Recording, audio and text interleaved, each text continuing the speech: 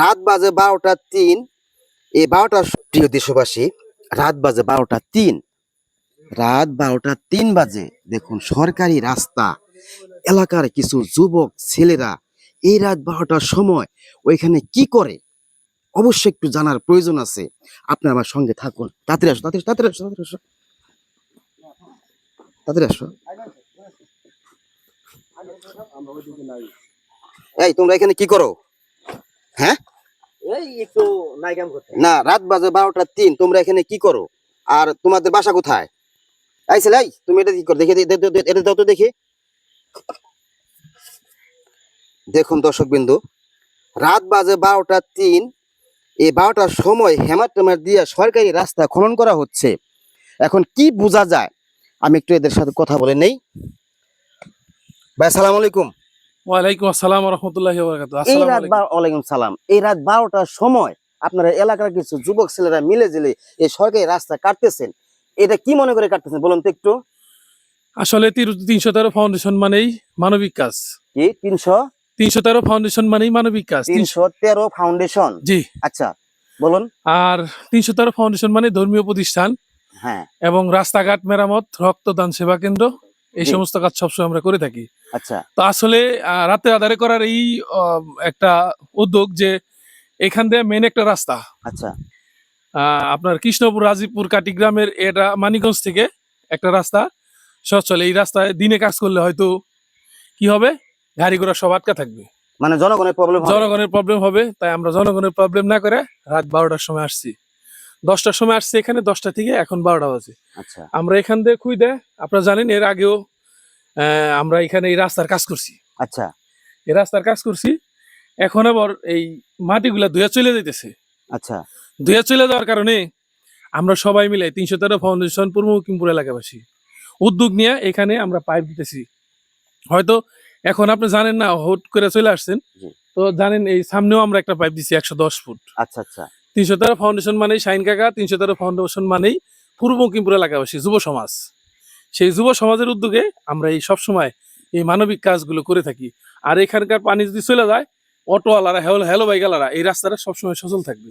আচ্ছা আর যদি এভাবে না থাকে, তাহলে দেখা গেল 8 দিন 10 দিন 15 দিন আমরা আচ্ছা। কিন্তু এখানে অল্প কিছু টাকা ইনভেস্ট করে এই কাজগুলো করছিলাম। তাহলে সেই কাজ যদি অব্যয় চলে যায়, তাহলে তো আর কোনো লাভ নাই, লাভ আছে? তো এই কারণে আমরা এখানে একটা পাইপ দিব, ওই পাশে একটা হাউস করবো, রড দিয়ে সিমেন্ট দিয়ে ঢালাই করে সেখানে রড একটা খাঁচা দেবো। ওইখান থেকে যদি পানি চলে যায়, এখানে যে পাশে মার্কেট আছে, এই মার্কেটের পানি, এই পাশের ওই পাশের পানি সব এতে এখান থেকে চলে আসে। তো এই কারণে আমরা আসছি, এই দেখেন রাত 12টার সময়, তারপরে অটো চলে আসছে। জি। অটো পিছন দিয়ে চলে যান আপনি।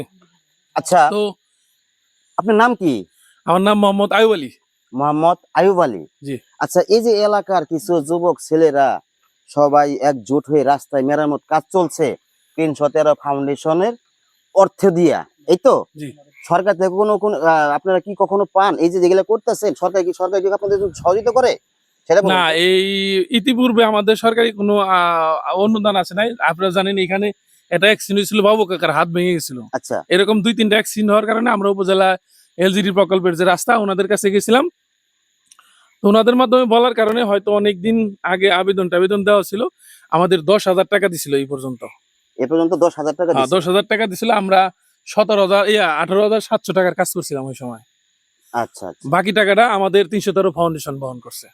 313 ফাউন্ডেশন বহন করছে না? জি। ও, প্রিয় দেশবাসী,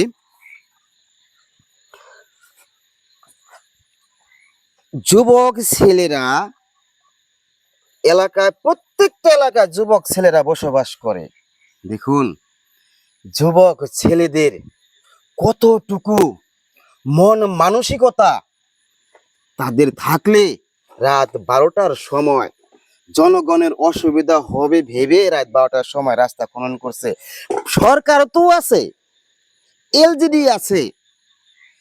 বাংলাদেশ সরকার যদি রাস্তা মেরামত সঠিক সময়ে করত, তাহলে আজকে 313 ফাউন্ডেশনের অর্থায়নে আজকে এই রাস্তা মেরামত করা হতো না। তো আমি আমার প্রাণ ভরে দোয়া করি প্রত্যেকটা এলাকায় যেন এমন যুবক ছেলে আল্লাহ তাআলা সৃষ্টি করে দেয়, যুবক ছেলে তো সব জায়গায় আছে।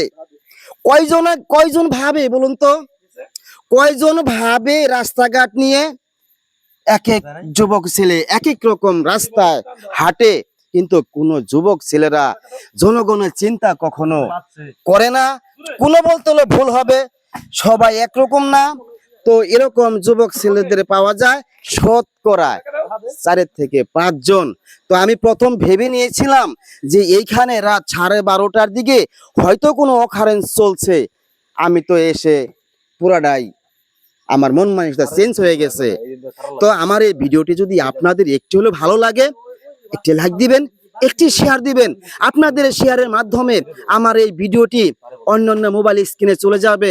এই ভিডিওটি অন্যান্য যুবক ছেলেরা দেখে তারা তাদের মন মানসিকতা চেঞ্জ করে দেশের জন্য, জনগণের জন্য তারা কিছু করার চেষ্টা করবে।